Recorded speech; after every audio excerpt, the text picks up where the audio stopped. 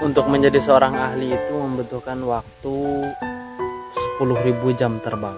Perspektif dan cara pandang itu masing-masing berbeda ya. Terus banyak juga yang berkata, apakah petani bisa juga jadi youtuber Islam? Kan dalam ayat itu dikatakan la yughayyiru ma biqaumin hatta yughayyiru ma bi anfusihim. Kita ini berpikir orang lain tuh harus sama.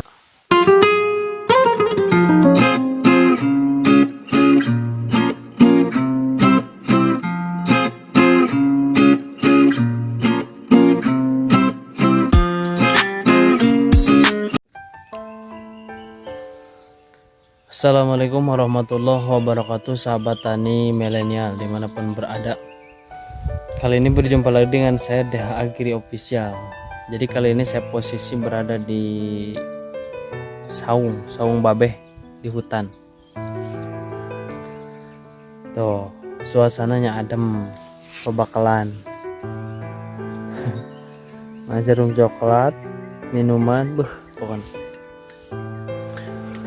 Jadi untuk sahabat-sahabat tani milenial dimanapun berada atau anak generasi milenial, karena perspektif dan cara pandang masing-masing itu berbeda. Tapi saya selagi orang kampung, untuk pribadi saya ya, karena saya tinggal di kampung, jadi saya memilih profesi ya bertani. Mau apa lagi bertani. Meskipun belum sepenuhnya profesi saya sebagai seorang petani, pandangan saya menjadi petani itu adem, bebas. Bukan berarti kita bebas tidak ingin hasil yang luar biasa, tapi menurut penelitian dalam teori ya, saya bawa aja teori meskipun dalam prakteknya teori tidak 100%. Untuk menjadi seorang ahli itu membutuhkan waktu 10.000 jam terbang. Seandainya sehari 8 jam berarti kali ingin 10.000 jam terbang itu sekitar 4-5 tahun. Tapi bisa dipercepat ketika kita dalam sehari itu melebihi waktu kuni bidang yang kita kuasai. Jadi untuk generasi milenial, kenapa malu sih jadi petani? Apakah petani itu hina? Tidak, tapi mulia, hati mulia. Tuh suasananya adem. Perspektif dan cara pandang itu masing-masing berbeda ya. Tapi untuk saya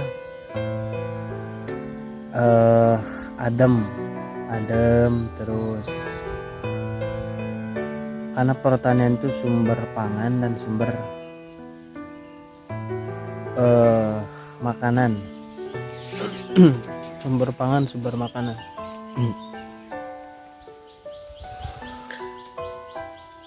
Terus banyak juga yang berkata, apakah petani bisa juga jadi youtuber? Kalau menurut saya ya, saya yakin bisa. Menurut saya yakin bisa, karena dalam agama yang saya pegang ya, khususnya agama Islam, kan dalam ayat itu dikatakan la yughayyiru ma biqaumin hatta yughayyiru bi anfusihim. Kita itu dituntut untuk berusaha, karena Tuhan tidak akan merubah takdir kita kalau kita tidak usaha. Soal hasil itu urusan Allah, soal hasil itu urusan Tuhan, tapi kita dituntut untuk berusaha, terus berusaha, karena Allah Maha Adil, Tuhan Maha Adil.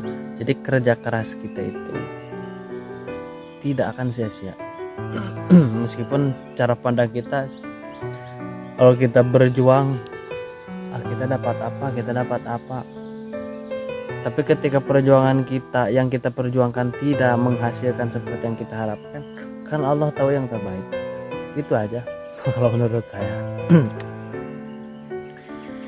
Jadi saya kenapa bikin channel YouTuber juga, nggak bikin channel YouTube. Jadi karena saya ingin membumingkan juga untuk generasi milenial, generasi pemuda-pemuda, sumber penghasilan dan sumber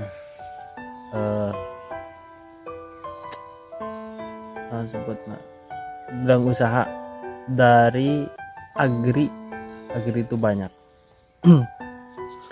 mau itu budidaya, mau itu bisnis, mau itu jual beli, mau itu tengkulak, banyak lah pokoknya.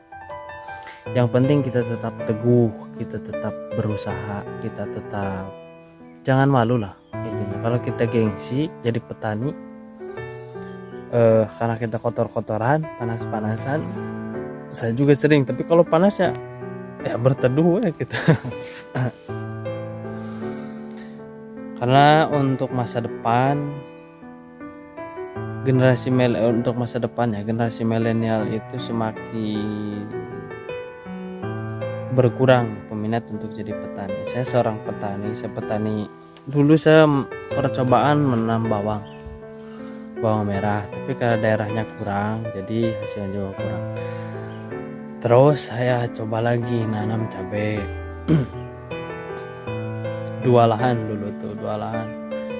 terus gagal semua. Nanam lagi gagal lagi, nanam lagi gagal, sampai sekarang yang 4 kali penanaman baru sekarang yang ketemu. Pas harga mahal tuh masih kebagian lah, jadi sisa-sisa penyakit. Karena kalau menanam cabai skala usaha seperti bara ya, dari panah merah bara pelita kan umurnya cepet, jadi operasional normalnya itu 8 bulan terus sampai penanaman 3 bulan. Jadi kalau 8 dikurangi 3 berarti 5 bulan. Jadi pemanenan itu dalam waktu 5 bulan. Dalam waktu 5 bulan. Kalau sudah kena penyakit dalam waktu 5 bulan berarti kita kebagian berapa dari waktu 5 bulan. Kan prosesnya lumayan lama. Tapi dalam segi hasil ya alhamdulillah lah, tidak mengunggulkan karena saya petani, tidak juga saya merendahkan orang lain. Cuma yang mau jadi petani, apalagi yang di kampung seperti saya, anak muda, jangan gengsi. Entah itu mau berbisnis, mau berdagang dari segi pertanian. Kenapa juga saya bikin channel pertaniannya, karena yang dekat dan yang saya sukai seperti ini. Dulu sebelum saya bertani seperti ini pernah saya buat jamur tiram skala 10.000, tapi karena kesibukan dan bersama coach juga, ada coach saya juga itu dalam pertanian dan partner juga ada. Tapi karena ya namanya anak muda, nafsu menggebu-gebu tapi tidak banyak perhitungan. Dulu saya masih tidak banyak berperhitungan, yang penting pokoknya wah bagus lah, hasil lah gitu. Tapi untuk sekarang modal lah gitu, tapi yang penting hasil wah. Entah itu organik, semi organik, full kimia, banyak lah, tergantung mau kita menggunakan pupuk yang mana. Nah ini suasana di hutan seperti ini. Suasana di hutan tuh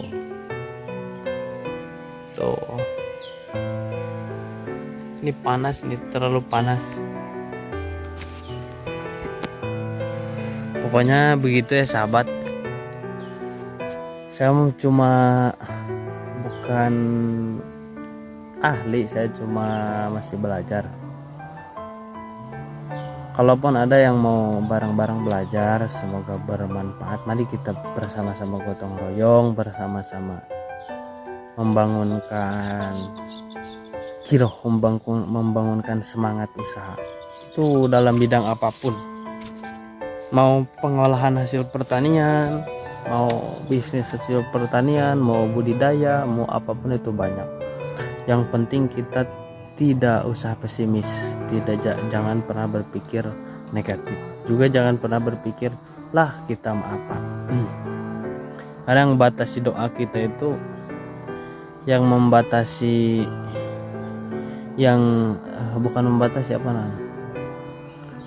kadang-kadang yang tidak membuat doa kita itu terijabah itu pemikiran kita sendiri, karena seudon kepada Tuhan lah kita mah apalah doa kita kan ada pada dalam berdoa antum mungkin bil ijabah. Kita harus yakin doa kita bakal diijabah. Ya karena kadang kita ini kita ini berpikir orang lain tuh harus sama pemikiran itu seperti yang kita pikirkan, seperti yang kita inginkan. Pokoknya dia itu harus sama seperti pemikiran saya. Nah itu bukan cara pandang yang benar. Itu namanya egois.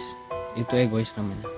Karena ketika kita ingin mencapai puncak gunung, jalan untuk kita mencapai puncak gunung itu banyak.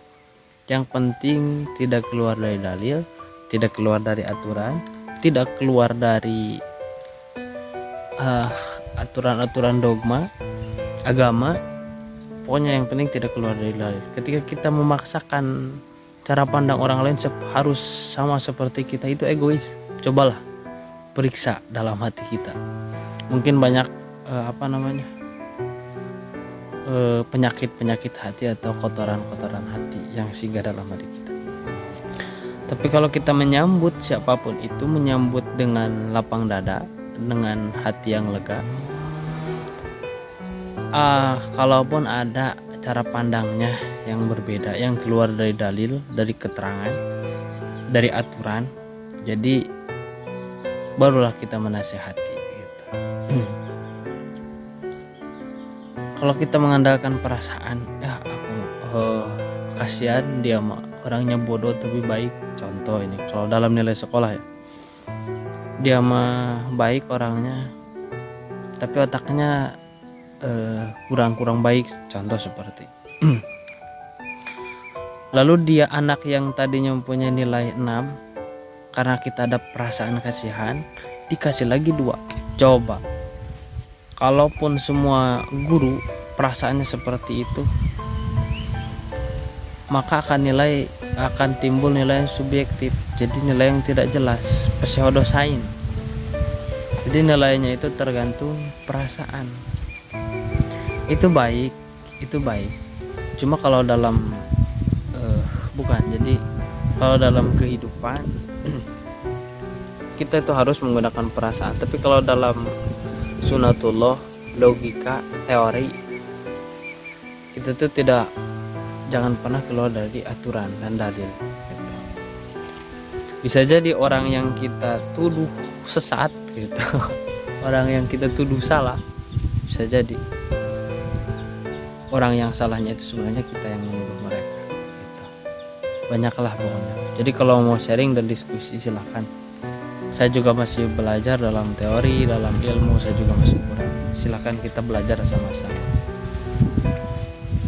Yang penting kita tetap optimis, fokus berpikir positif. Begini kalau dalam teori filsafat Imam Ghazali, yang menjadi pokok itu bukan pemikiran, tapi yang menjadi pokok itu hati. Ketika hati nurani penuh dengan ilmu, maka yang namanya cahaya ilmu akan terang dalam hati. Makanya ketika hati terang, pemikiran positif, sudah saya katakan kan. Tapi ketika orang yang hatinya gelap, maka gelapnya pun orang itu akan dianggap terang. Contoh seperti orang-orang yang tidak punya aturan lah, tidak punya aturan yang banyak sih, bukan menuduh. Yang hidupnya tidak ingin diatur, tidak ingin seperti agama atau mengikuti aturan-aturan agama atau aturan-aturan negara ya, hidup saja. Karena hatinya gelap, maka yang dia lakukan seolah-olah dia itu terang. Itu akibat dari kegelapan hati. Terkecuali kita tidak menggunakan hati nurani, yaitu seperti yang berfilsafat selain orang Islam, filsafat Yunani. Tapi ada juga filsafat Yunani yang tentang head intelijensi, intuisi, naluri. Pokoknya banyak juga yang berpegangan terhadap yang ada dalam hati. Hati terang diolah dengan pemikiran, diolah dan disaring dengan pemikiran.